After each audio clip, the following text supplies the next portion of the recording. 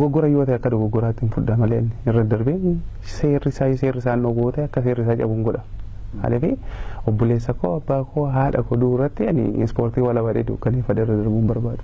Kanaaf warra akkasitti yaadan odoo dhiisanitti tolaa jiru. Fayyisaa Leellisaa maaraatoonii Rooterdam moo'ee kun kan Riyootti akkas godhe suni rakkoon inni akkas godheef akkanadha jedhanii kanaafuu yeroo deddeebiitti gaazexeessitootaaf kennuutu dhufa jechaadha. Kun immoo rakkinni keenya kun akka yeroo baay'ee attention argatu godha. Fedhiin kiyyaanni guddaan uummanni Oromoo bilisoomee hundumti keenya yoo bilisummaa arganne biyya koo biyyan jaaladhu biyyaan uummata kiyyaatti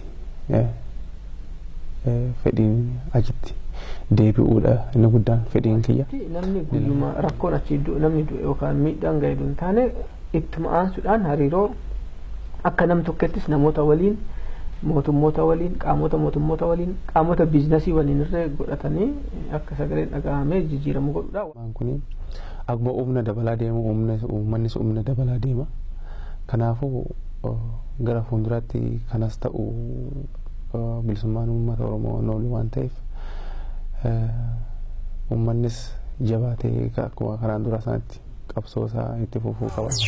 Gosa keenya nu boonsee leenji keenya nu boonsee gabrummaa sabni isaa keessa jiru guutuu addunyaatti ibsee Fayyisaa Leellisaa ammas salisi tokkicha qixxeekumaa ammas salisi leenja goosiin jedhaa ammas salisi ati leencuma dhugumaa tokkicha qixxeekumaa. Hayyee daawwattoota keenya kabajamoo egaa akkuma beekamu guyyoota lamaaf atleet Fayyisaa Leellisaa egaa guyyaa dorgommii olompikii Riyoo de Janeeroo irratti dhimma Oromoo addunyaa irratti ibsee kaasee wayita ammaa ardii addunyaa guutummaatti bifa jedhamuun duula keessattuu dhiittaa mirga namoomaa uummata Oromoo irratti guutummaatti gaggeeffamaa jiru ammas ibsuutti dhufee jira.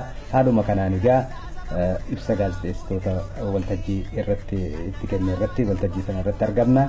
Egaa nutis tuutni OMN mee haala edda waan asirratti ibsaa ture daawwattoota keenyaaf kallattiidhaan waan guyyaa kaleessaa fi har'allee itti oole akka inni ibsu gaafannee jirra.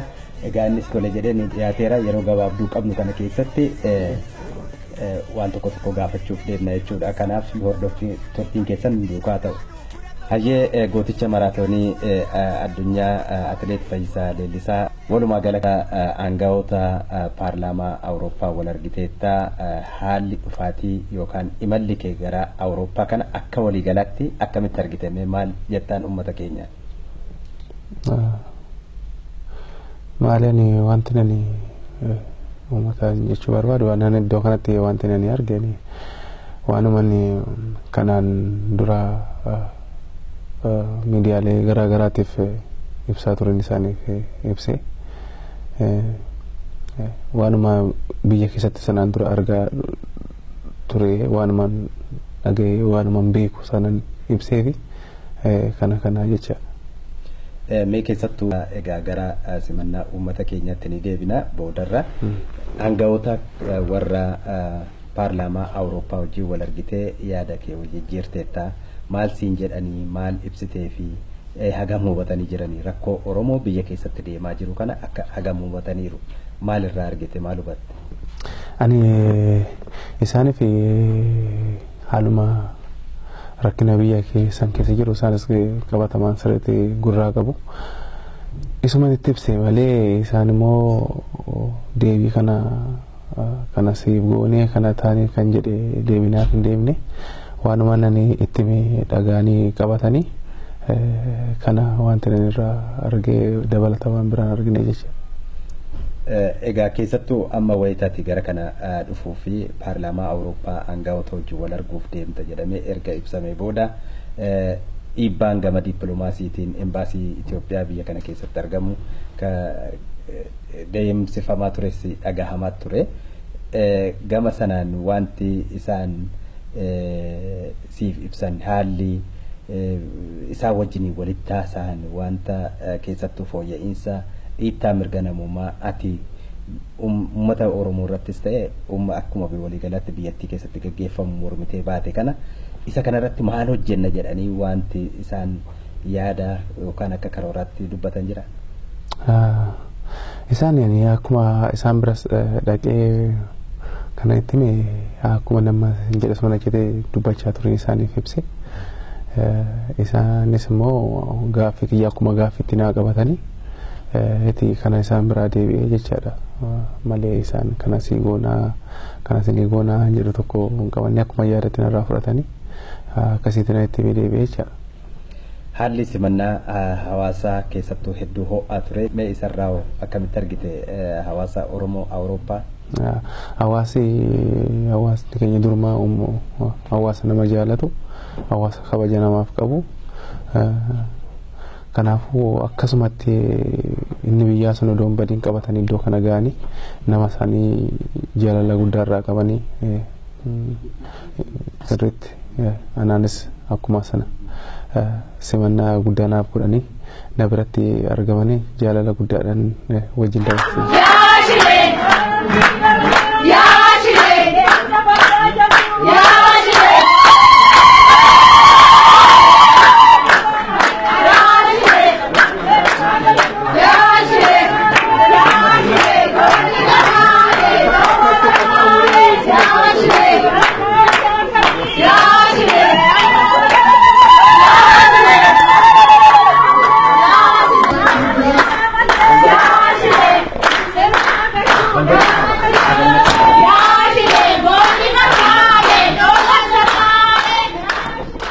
Atigaa amma adda keessattuu injifannoo kana galmeessitee dhiittaa mirga namoomaa kana addunyaadhaaf ibsuu murteessitee hojii kana keessa turtees amma baatiiwwan 3-4 lakkaa'amuuf deemanii. Mee isaan asitti haalli ati keessa jirtu maal fakkaata? Uummata keenya si daawwataa jiruuf biyya keessa biyya alaati. Ani amma gara hojii kiyyaatti deebi'een jira. Haalli inni keessa jiru baay'ee adda miti, waan badaa keessas miti, waan baay'ee mijaa'aa osoo hin ta'in waanuma giddu galeessa ta'e jiraachaa jira. Kanaafuu amma yeroo kanatti hojii kiyya jalqabee hojii kiyya hojjechaa jira. Baay'ee gara fuulduraatti gara fiigicha koo gara dorgommiitti akka deebi'uun hawwii qaba jecha. Eenyatti wanti karoorfattee keessattuu gama kanatti deemuudhaaf jettu bakki jireenya keetii haala jireenya kee waliin egaa giddu galeessa jetteetta. Isa kanarraa dubbachuu dandeessaa?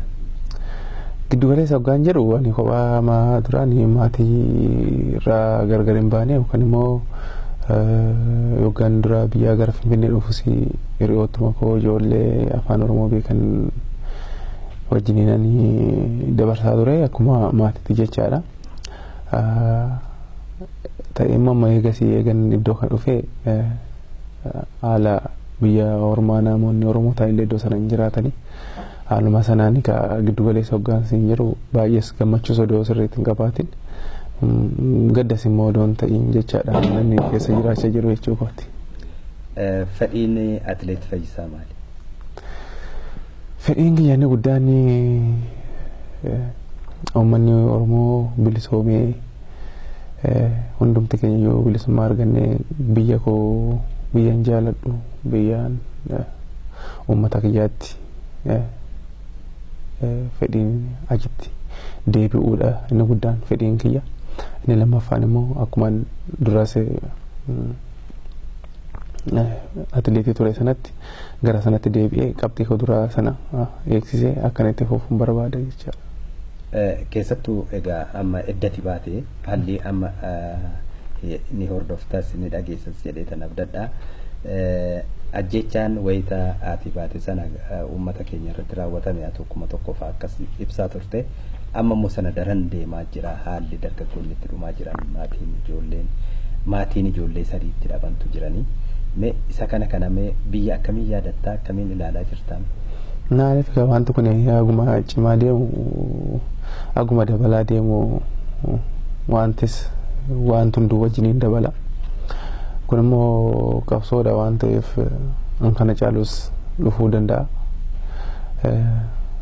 Wanti ta'uu qabu garuu achumarraa uummanni mootummaan kun akkuma humna dabalaa deemu uummannis humna dabalaa deema.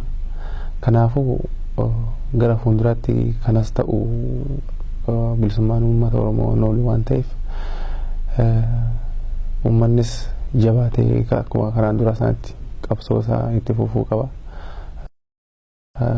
Kanan jechuu barbaada maaliif gara haala kanaan odeeme sanyiinuu baduutti jira waan ta'eef uummanni keenya jabaatee inni ala jirus inni keessa jirus jabaatee an jalqabe kana fiixan baasuutu irra jiraata.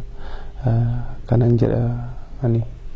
Kaleessa wayita haasaa gootu dhaamsi keenya guddaan dhimma tokkummaa irratti kanatti xiyyeeffattee haasaa turte. Dhuguma immoo hawaasni keenyas jaarmiyaalee siyaasaa Oromoo jiran irraas ta'u warra dhaabbilee siiviksii yookaan immoo hawaasummaa jennu hundumtu bifa waliin hojjechuu danda'anii bifa humna walii ta'uu danda'an irratti dhaamsa dabarsitee kan dabarsaa turte. Maalirraa kaatee mee waan sanan?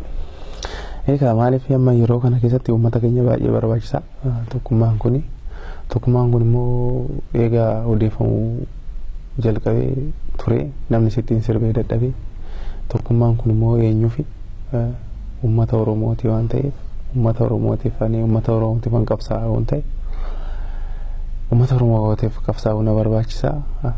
Iddoo kamitti garaagarummaan keenya kun maaliif akkas ta'uu qaba? Namni keenya hunduu tokko ta'ee gara kanatti deemuutu irra jiraata. Kanuma wal kadhachuun lubbuu nama baay'ee balleessee jira. Kanaaf ammallee dabalee wanta kana bal'inaan uummanni keenya irratti taasise yeroo dhiyoo keessatti bakka tokko dhaaba garaagaraa qabu dhaaba isaanii chumatti qabatanii dhaaba kana fakkeenyaaf dhaaba mataa kiyya odoon dhaabbadhe nan danda'a. Fakkeenyaaf uummanni na bira hin jiru dhaaba dhaabbadhe maal ittiin godhufanii karaa uummanni Oromoo tokko dhaabas qabaachuu hin danda'a. Waan qabaadde rakkoo hin qabu. Karaa uummanni sun laga ittiin ce'u laga erga ceesifneen booda dhaaba barbaanne dhaabbanne uummatatti dhaaba keenya san beeksifanne akkaataa sanaanis gara fuulduraatti deemuu hin dandeenya waan ta'eef inni filatamaan isa kana asitti dhaabas dhaabbannu uummanni keenya nu bira hin jiru dhaabna keenya maal ittiin godhuudhaaf dhaabbanna. Uummata Oromoo laga ceesisuudhaaf yoo ta'e karaa uummanni Oromoo irra deeme sana hunduu karaa tokko irra deemuutu irra jiraatan jedha. Kanan jechuu barbaada. Kan biraa immoo wanti jechuu barbaadu yoo jiraate amma uummanni keenya yeroo tokko amma biyyi nuti keessa yeroo biyya dimokiraasii keessa amma hayyoota baay'ee jira waltajjii irratti waan barbaadan dubbachuu danda'u dubbiin dogoggoraa nama harkaa lixuu danda'a. Yoo sana immoo tokko immoo ka'ee kan dubbii arrabsaallee fiduu danda'a. Sababni isaa biyya dimokiraasii keessa jira waan ta'eef kanas obsaan irra darbanii maaliif Oromoon durumayyuu mammaaku daboo yoo namaa qotan daboo wal loltu loonii jedhanii akeekkachiisuu jalqaba. Daboo wal loltu loonii. Kanaafuu isaanis namni wal lolu loonii jechaadha. Ofiif namni tokko walitti garagaree waliin nyaatu waan ta'eef obsa walii qabanii bakka rakkinni jirutti seeraan gaafatanii waan sana keessa darbuutti isaan irra jiraata gara fuulduraa.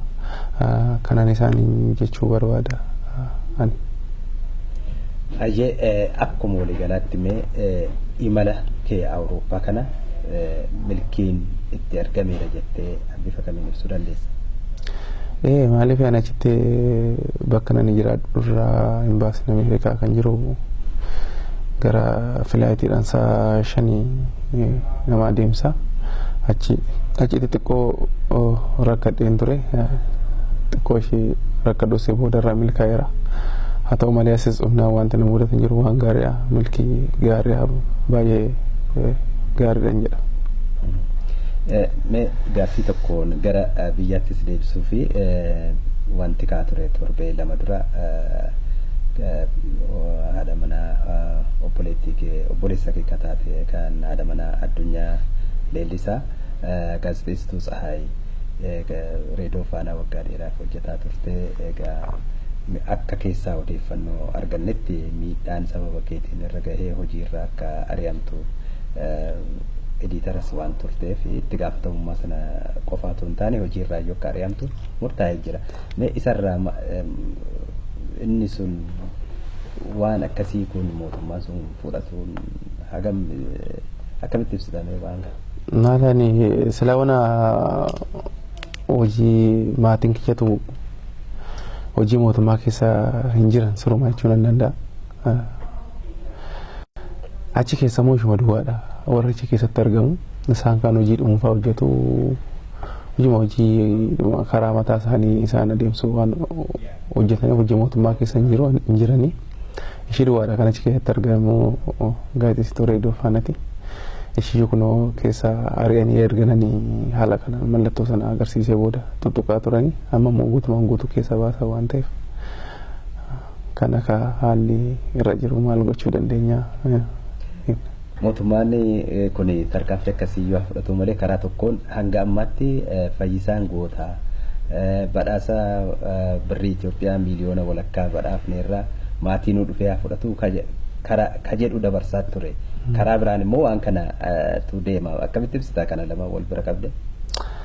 Maalaanis waan kana haaluma kanaan ani karaa sooshaal miidiyaa tokko nagahee malee wanti sirriitti mootummaan kun maallaqa na badhaase jedhee beeku hin jiru. Kanaan dura 2011 ani miidiyaa isaaniitiin dabarsaniiru televezyiinii. Quban qabu gaasa hin dhaggeeffadhu waan ta'eef biyyattuu miidiyaa isaanii ilaalu. Asitti immoo maal gochaa ilaala jalqaba. 2011 wanti inni beeku maallaqni kun maallaqa akka seenuma isaanii keessatti maallaqa guddaadha. Waan an jiraadheen fudhannee fi ta'uun isaan kana qixeena baay'asan naan galle. Biyyuma bakka bu'een Kooriyaa irratti shaampiyoona addunyaa sadaffaa baheen ture 2011. Yoo sana qarshii isaanii qarshii 3,000 badhaasanii. Inni amma 500 hin geessu immoo maali? 3,000. 3,000 badhaasan hoggas amma immoo 500. Miliyoona sadis yoo ta'ee miliyoona 300 yoo ta'ee gan hin fudhannee qixxuma waan ta'eef. Inni guddaan ati egaa waan sanaaf miti faayidaa jireenya jiruu kee hunda uummata Oromoof dabarsitee nama kennitedha. Kanaaf inni suni waan xiqqaadha wanni jedhamu hin jiru. Keessattuu egaa mee ati amma Oromoodhaaf ijaaf gurra taatee odeeffannoo taatee uummata biyya keessatti dhumaa jiruuf addunyaa irratti nama sagalee horeedha amma addunyaan akka gaarii si beekti. Waan kanattis immoo Oromoonis immoo kaabaa kibbaa bahaa dhiyaa biyya keessaa biyya alaatii akka goota isaas ilaalaa jira. Maqaa kanatti fayyadamtee keessattuu tokkummaa hawwitu kana uummata kana gidduutti keessattuu warra jaarmiyaalee siyaasaa kanaan isaa ta'u warra Oromoo humna gochuu irratti wanta ati hojjetuuf karoora qabdu jira gama kana. Maaliif kaanii wanti kun waan guddaa barbaada. Beekumsa illee nama barbaada. Ani beekumsa karaa siyaasaa kanan qabu namoota baay'eetu jira. Namoonni dandeettii akkanaa dandeettii nama araarsuu qaban hin jiru. Ani immoo waggaa eegan mana barumsaa irraa dhiisee gara jiruu dhuunfaa kiyyaatti seenee gara waggaa 11 akkas lakkaa'amaa jira. Kana keessatti ani shaakaluma koo fi kophaadhuma tan dabarsaa ture. Namatti baay'ee makamee yaada nama wajjin wal jijjiiruudhaaf baay'ee natti ulfaata haasanis jechaadha. Kanaaf immoo namoonni kanaaf jiran baay'eedha. Namoonni barnoota siyaasaa akkaataa namatti haasa'anii nama barsiisanii namoota araarsuu danda'an jaarsi gurguddaa jaarsi biyyaaf kan ta'u guutanii isaan asirratti waan kana irratti hojjechuu qabu. Ani immoo jara kana walitti fiduudhaaf waan baay'ee nama gaafata waan ta'eef isaaniif dabarsee isaan kana waan godhan natti fakkaata akka godhanis immoo abdiin qaba. Dhumarratti akkuma walii galaatti ati atileetii Oromoo ta'uutti keettiyyuu federeeshinii atileetiksii Itoophiyaa sana keessatti warra miidhamaa turan keessaa tokko. Haa ta'uti atileetonni tokko achi keessatti akka kee kana fakkeenya ta'anii bahu hanqachuu fi Oromoof waa godhuu keessatti mul'ata. Isa kanarratti ati atileetota warra biyya keessatti hafaniifis warra Oromummaan itti dhaga'ama jettu warra kaanis gorsa ati qabdu maali kanarratti? Ani wannoo achi keessatti biyya keenya kana keessatti akka warbaatti harka kennetti hin jiraattu. Ani achi keessa soon dhaqee jara isa wajjin harka kennadhee hin beeku. Ani sirriitti na keekkachiisaan guutumaan guutuutti maaliif waan achitti seenan amma mirgi ho'ama jamtu nan deema. Sodaan tokko doonatti hin dhaga'amini. Amma miilana yoo nani gara as dhufu kana qabxii gaariin fideen qabxii isaan madaalan ittiin nama filatantu jira. Qabxiin sun madaalamee ana tokkoffaa ta'uu kan qabu. Gaafiin shanaffaa taasisu gaafiin ganna buusu gaafii tokkoffaan ta'a. Hunduma akkatti naan taphataa innan argaa. Achi wanta wayii sagalee wayii dhagaye. Akkana keessa ba'ee jiru. Mee tiimii kana nama fuutanii deemtanii argaa. Sinillee achi keessa na baaftanii ani immoo hunda keessa na ergisan jireen. Achi keessa tiimii sana keessa. Kuni kutannoodhuma koota dhugaati. Aliyaa sanatti achi fuudhanii ani gara sadaffaatti na geessanii.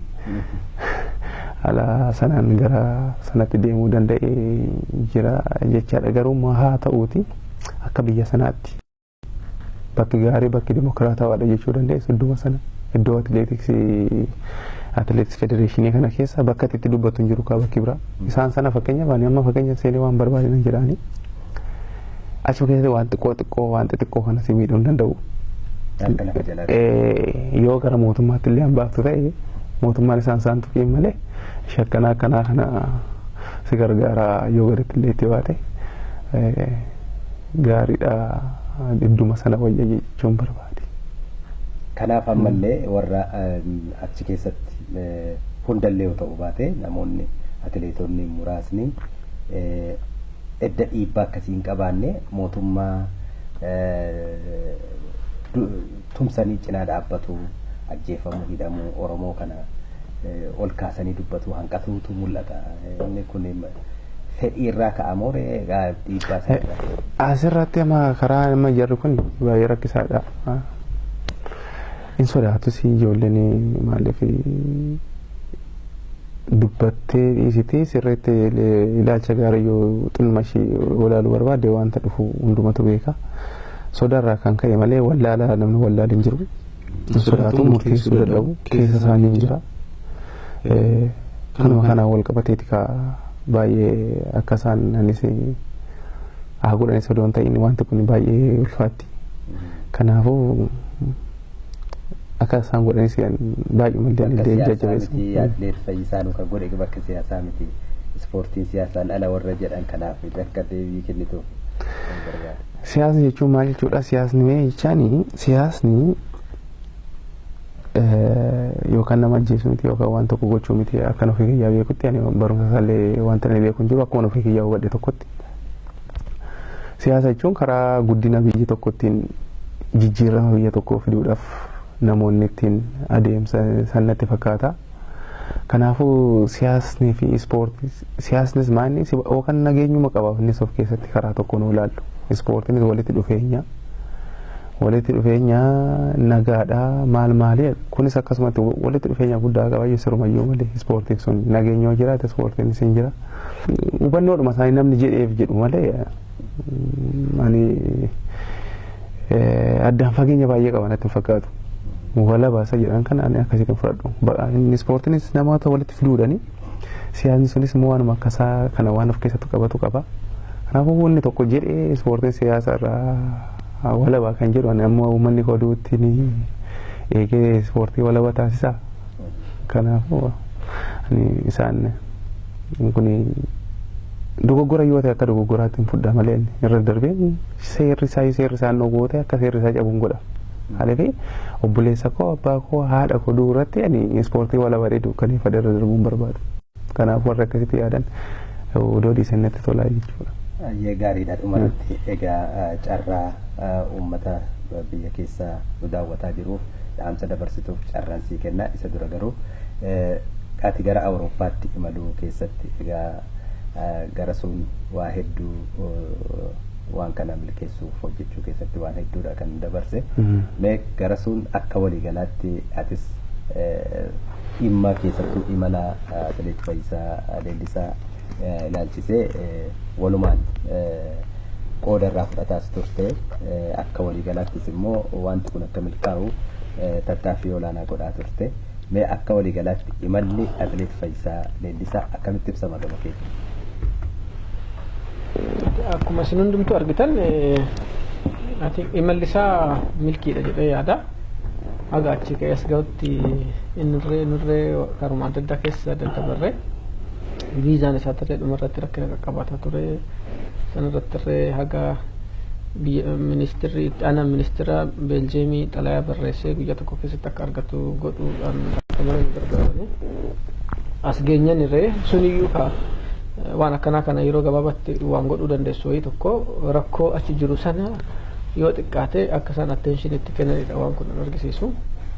Asirra geenyan nama adda addaa arginee itti dubbatee waanuma achitti dubbate sana waan dhageessisuudhaaf yaade sana akka irra deebi'ee dhageessisu Fayyisaadhaaf irra carraa kenne uummata Oromootiifis immoo fiilmoo uummata biyya sana keessa jiran biraatiifis bifa biraa wayii tokkoon sagalee isaanii bakka itti dhagahamuu hin dandeenye tokko akka isaan sagaleen itti dhagahamu godhee jira. Uummatuma keenya waliin immoo Awurooppaa keessa jiran bakka adda addaatti walitti dhufan fi uummattoota birootis isaanis argee ergaa ofii irratti dhaammatee jira. Kanaafuu akka waliigalaatti imala milkiidha jedhee yaada, imala milkaa'eedha.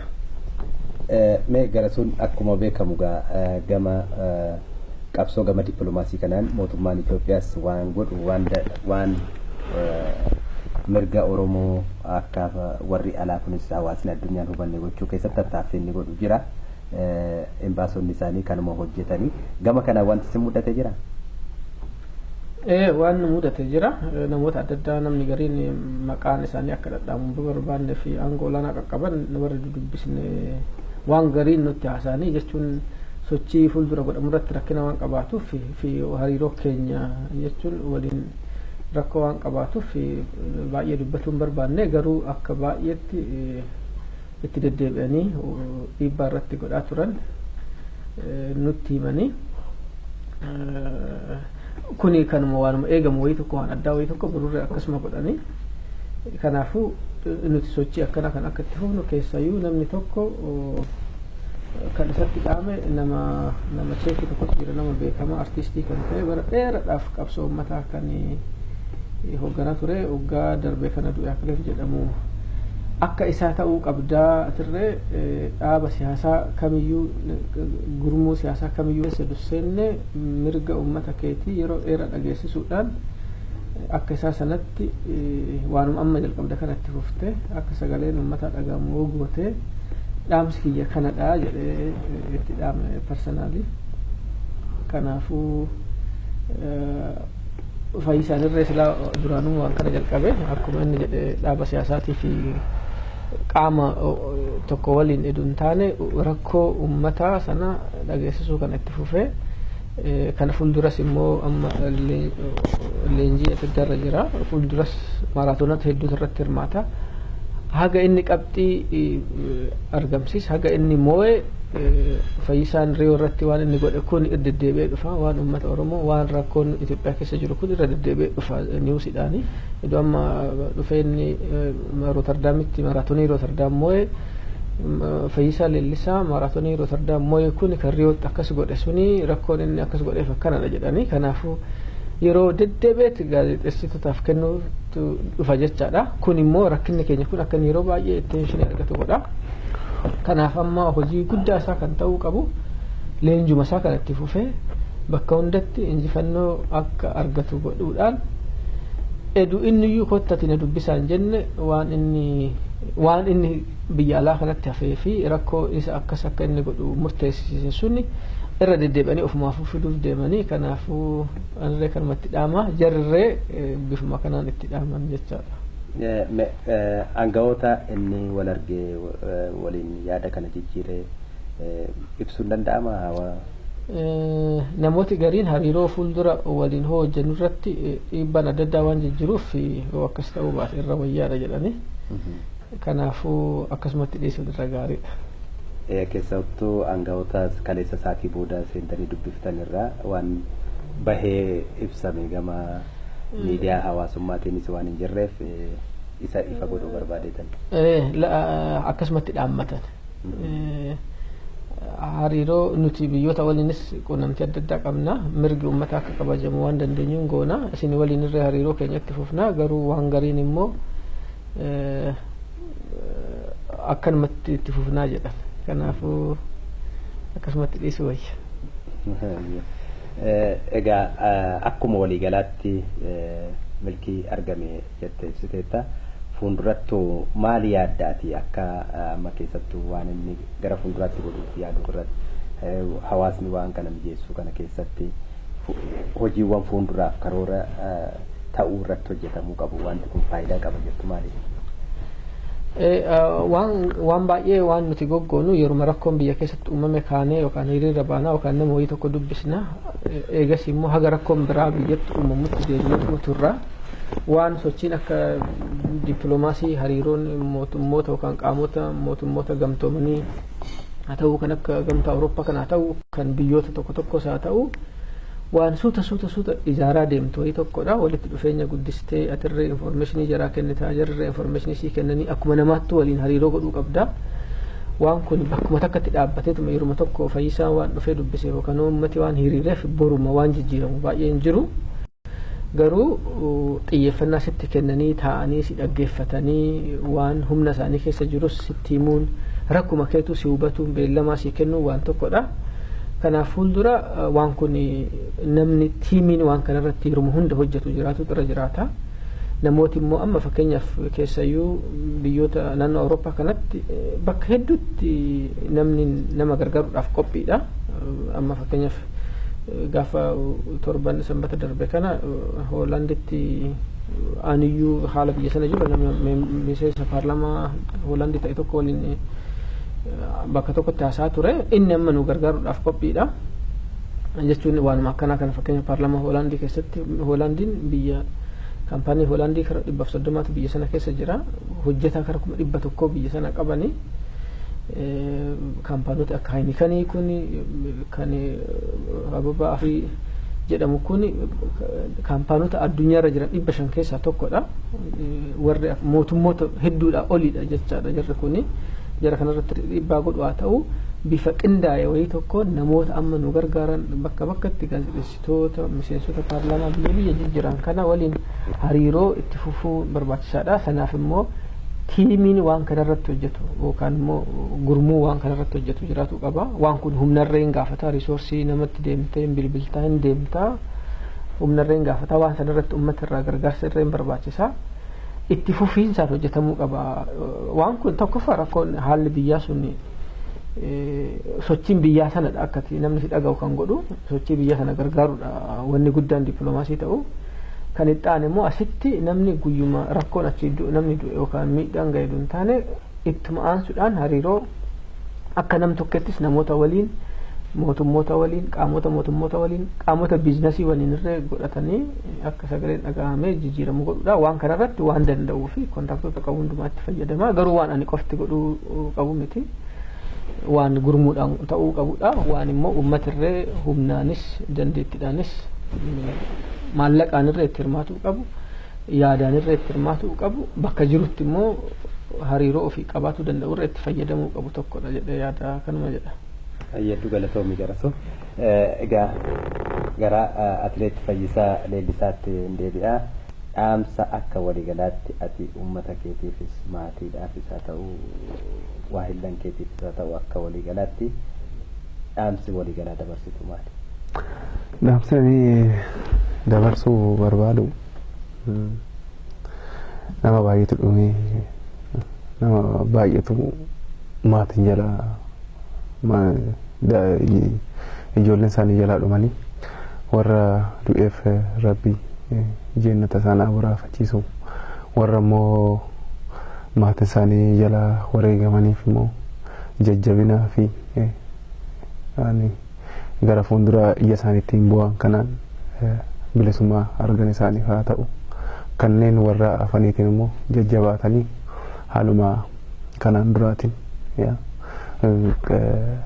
qabsoon kun laafattee duubatti akka hin deebine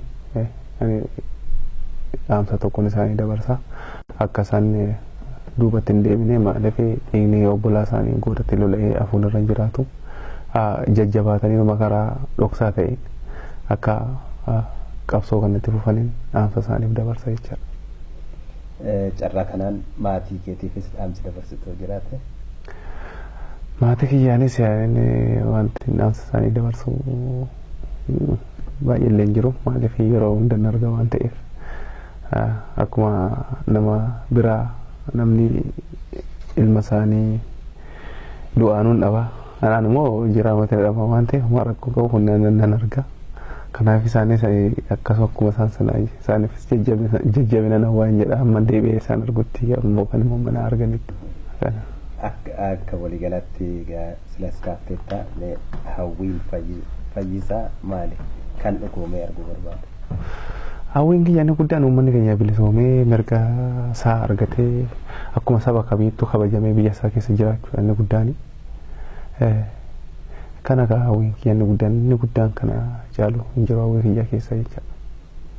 Atileet Fayyisaa Leellisaa egaa walumaa galaa ardii Awurooppaa keessatti bakka amma ibsa gaazexeessitoota biyya alaatiif kennaa turtetti asitti waltajjii arganne kanatti walitti dhufnee haala kanaan waan hojjetaa turtan keessattuu paarlaamaa Awurooppaatti ibsa hawaasa keenyaaf akkaataa kanaan nuuf kennuu keetiif hedduu galatoomii ulfaadhu siinjedha galatooma baay'ee gara soofii hojii gaariidha hedduu galatooma. Egaa daawwattoota keenya turtii hanga ammaa gooticha maaraatoonii addunyaa atileet Fayyisaa Leellisaa fi akkasumas immoo aktiviist Garasuu Tufaa waliin taasifne kanumaan goolabneerra.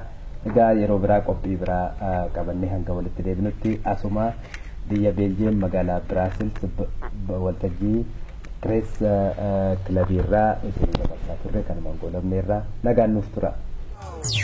Goza keenya nu boonse, leenji keenya nu boonse, gabrummaa sabni isaa keessa jiru guutuu addunyaatti ibse. Fayyisaa Leellisaa, tokkicha qixxee kumaa.